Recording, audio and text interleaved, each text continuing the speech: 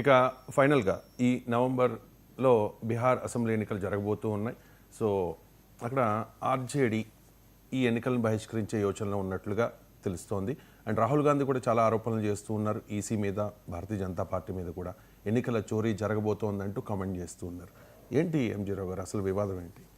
Yes అండి, ఇప్పుడు బీహార్లో జరుగుతున్న ఒక స్పెషల్ ఇంటెన్సివ్ రివిజన్ అంటే ఎలక్షన్ కమిషను తన ఆర్టికల్ 324 ప్రకారం 326 324 ప్రకారం ఏం చేస్తుందంటే స్పెషల్ ఇంటెన్సివ్ రివిజన్ అనేది ఒక ఎలక్టోరల్ రోల్స్ ఉంటాయండి, ఓటర్ల జాబితాని సవరణకు పూనుకుంటుంది.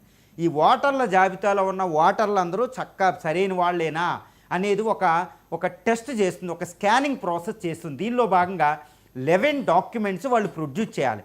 సుప్రీంకోర్టు కూడా రీసెంట్గా అక్షంతలు వేసి ఇంకో 3 డాక్యుమెంట్లు కూడా పెట్టండి అంది. ఈ 11 డాక్యుమెంట్లో లేని 3 డాక్యుమెంట్ల పేరు చెప్తే విచిత్రంగా ఉంటుందండి. అందులో ఆధార్ అంతకుముందు ఎలక్షన్ కమిషన్ తీసుకోనంది, సుప్రీంకోర్టు పెట్టించింది. తర్వాత ఎపిక్, ఏది ఎలక్టోరల్ కార్డు ఒకటి ఉంటుందండి, ఐడి కార్డు అని, ఈ ఐడి కార్డు కూడా పెట్టండి అంటే ఎలక్షన్ కమిషన్ దాన్ని ఒప్పుకోలేదు. తర్వాత రేషన్ కార్డు పెట్టించింది సుప్రీంకోర్టు. అంటే ఇప్పుడు వీటిని కూడా ప్రొడ్యూస్ చేసిన వాళ్ళు ఎలక్టోరల్ రూల్స్లో ఉంటారన్నమాట. అదేవిధంగా 11 డాక్యుమెంట్లు. ఇది ఎందుకు పెడుతుందంటే స్పెషల్ ఇంటెన్సివ్ రివిజన్ అనే దాని మీద కాంట్రవర్సీ వస్తుంది. ఏ విధంగా వస్తుందంటే ఇప్పుడు నిన్న ఎలక్షన్ కమిషన్ ప్రకటించింది. ఏ విధంగా బీహార్లో మొత్తం ఓటర్లు 4 కోట్ల మంది ఓటర్లలో ఇంకా 1 లక్ష మంది ఓటర్లు అసలు జాడే కనిపించడం లేదు, కాబట్టి వాళ్ళ పేర్లు మేము తీసేస్తాం. అదేవిధంగా ఇంకోటి ఏం చెప్తుంది, ఒక 20 లక్షల మంది డెత్ వచ్చింది, స్మరణాలు అయినాయి, కానీ వాళ్ళ ఎలక్టోరల్ రోల్స్లో వాళ్ళ పేర్లునే వాటిని తొలగిస్తాం.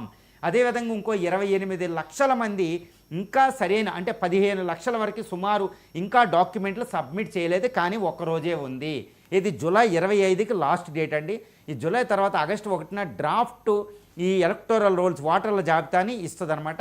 ఎవరైనా అభ్యంతరాలు చెప్పిన తర్వాత పూర్తి స్థాయి ఓటర్ జాబితాని ఇస్తుంది. దాని మీద ఈ నవంబర్లో బీహార్లో ఎలక్షన్ జరగబోతుంది. ఇప్పుడు బీహార్లో ప్రధాన రాజకీయ పార్టీ అయిన ఇప్పుడు ఆర్జేడీ రాష్ట్రీయ జనతాదళ్లో చాలా పెద్ద బాంబ్ పేల్చింది. అదేంటి, ఈ ఓటర్ జాబితాలో అనవసరంగా ఓటర్లని తొలగించేస్తున్నారు, కాబట్టి మేము అవసరమైతే ఎన్నికలను బహిష్కరించడానికి కూడా యోచనలో ఉన్నాం అని ప్రకటించిందండి. ఇది చాలా తీవ్రమైన విషయం అండి. రెండోది, కాంగ్రెస్ అధ్యక్షుడు నాయకుడు రాహుల్ గాంధీ ఒక పెద్ద వివాదాస్పదం చేసి, అది కూడా లోక్సభలో ప్రతిపక్ష నాయకుడు కూడా ఇది రాహుల్ గాంధీ. ఆయన ఏమంటున్నాడు, ఎలక్షన్ కమిషను బీజేపీ కలిపి ఓటర్లని దొంగిలిస్తున్నారు. అది మహారాష్ట్రలో అలాగే జరిగింది, మధ్యప్రదేశ్లో అలాగే జరిగింది, కాబట్టి మేము అక్కడ ఓడిపోయాం. ఇప్పుడు అదేవిధంగా బీహార్లో ఓటర్లనే తొలగించబోతున్నారు, ఒక 50 లక్షల వరకు ఓటర్లు. సో మేము అక్కడ ఎలక్షన్ పార్టిసిపేట్ చేయవలసిన అవసరం ఏంటి, పారదర్శకత ఏదని చాలా తీవ్రమైన ఆరోపణ చేశారండి. ఇప్పుడు ఏంటి ఇది జరుగుతుందంటే, ఇప్పుడు ఆర్జేడీ ఓటర్లను బహిష్కరించింది అనుకోండి ఎలక్షన్ని, అదేవిధంగా కాంగ్రెస్ ఇలాగే బాణాలు ఎక్కిపెట్టింది అనుకోండి ఎలక్షన్ కమిషన్ మీద, పోయేది ఏంటి అని మనం అనుకోకూడదు. ఎందుకంటే భారత రాజ్యాంగం ప్రజాస్వామ్య దేశంగా ప్రకటించింది. ఒక ప్రజాస్వామ్య డెమోక్రటిక్ రిపబ్లిక్ అనేది, అంటే ఎన్నికలు అనేది అతి పెద్ద విషయం. భారతదేశంలో ప్రజాస్వామ్యం మొదలయ్యేది ఎన్నికలతో. ఈ ఎన్నికలు పారదర్శకంగా స్వేచ్ఛాయుత వాతావరణంలో ఎటువంటి ప్రలోభాల గురి కాకుండా ఎలక్షన్ నిర్వహించేటట్టు ఒక ఎలక్షన్ కమిషన్ అని ఒక సంస్థని మన రాజ్యాంగం అనేది ఒకటి క్రియేట్ చేసింది. దీని ప్రకారం ఎలక్షన్ కమిషన్కు హ్యూజ్ పవర్స్ ఉన్నాయండి, చాలా ఎక్స్ట్రాడినరీ పవర్స్ ఉంది. అదే సుప్రీంకోర్టు కూడా చెప్తుందనమాట. అది పార్లమెంటరీ చట్టాలు, శాసనసభ చట్టాలు, రాజ్యాంగంలో ఆర్టికల్ 324 నుంచి 329 వరకు విస్తృతమైన అధికారాలు ఉన్న ఎలక్షన్ కమిషన్కి. ఇప్పుడు ఈ విస్తృత అధికారాల ప్రకారం అయితే పారదర్శకంగా ఎన్నికలు నిర్వహించాలి. ఎన్నికలు నిర్వహించకపోతే ఈ విధంగా ఇప్పుడు ప్రతిపక్షాలు ఆరోపణ చేస్తే ఎలక్షన్ కమిషన్ పేరు మసకబారిపోతుంది.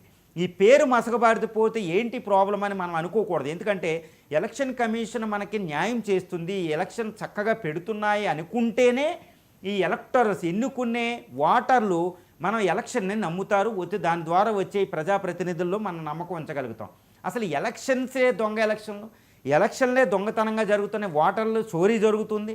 ఈ ఎలక్షన్ ఎవరు నమ్ముతారని ప్రతిపక్షాలే ఇలా ఆరోపణ చేస్తూ ఉంటే మరి ఎలక్షన్ కమిషన్ పేరు మసకబారితే ఓటర్లు ఇప్పటికే 60% ఓటే వేస్తున్నారు. బెంగళూరు లాంటి చోట 40% ఓటింగ్ వస్తుంది. సో ఎలక్షన్ యందు భారతీయుల నమ్మకం పెరగాలి, అది పెరగదు. ఈ పారదర్శకత లోపిస్తుంది. ఎలక్షన్ బహిష్కరిస్తే ఇదేదో ఆఫ్రికా దేశం అనుకుంటారు, పాకిస్తాన్ లాగా. ఎందుకంటే భారతదేశ ఎలక్షన్ కమిషను జమ్మూ అండ్ కాశ్మీర్లో కూడా ఎలక్షన్ పెట్టగలిగే అంత అద్భుతమైంది, అమెరికా కూడా పెట్టలేదేమో అలాంటి చోట ఎన్నికలు. సో ఇంతటి విస్తృతమైన ఎలక్షన్ కమిషన్కి ప్రజల యందు, అంటే ప్రజలు ఎలక్షన్ కమిషన్ని అద్భుతంగా నమ్మాలి. ఆ నమ్మకం, ఆ ట్రస్ట్ అనేది ఉండాలి. ఇలా అపోజిషన్ విమర్శించే విధంగా ఎలక్షన్ కమిషన్ బిహేవ్ చేయకూడదు. ఏంటంటే ఇప్పుడు ఎలక్షన్ కమిషన్ కూడా కొన్ని తప్పులు చేస్తుందండి, అది సుప్రీంకోర్టే ఏలెత్తి చూపింది. ఇప్పుడు ఈ స్పెషల్ ఇంటెన్సివ్ రివిజన్ అనేది జనవరి కట్ ఆఫ్ డేట్తో పెట్టాలి. ఎలక్షన్కు 2-3 నెలలు ఉన్నాయనగా ఇది ఎందుకు కండక్ట్ చేయాలి? ఇప్పటివరకు నిద్రపోయిందా ఎలక్షన్ కమిషన్ అన్నట్టు ఇప్పుడు సుప్రీంకోర్టు మాట్లాడింది. కానీ నువ్వు చేసే అధికారం ఉంది, ఫైనల్గా మేము విచారిస్తాం, నువ్వు చేసే పని చేస్తూ ఉండని పెట్టింది. ఆధార్ని ఎందుకు యాక్సెప్ట్ చేయకూడదు? మీరు ఆధార్ ద్వారానే ఎన్నో కార్డులు వస్తాయి. ఆధార్ అనేది శాశ్వత ప్రాతిపదికత అయింది.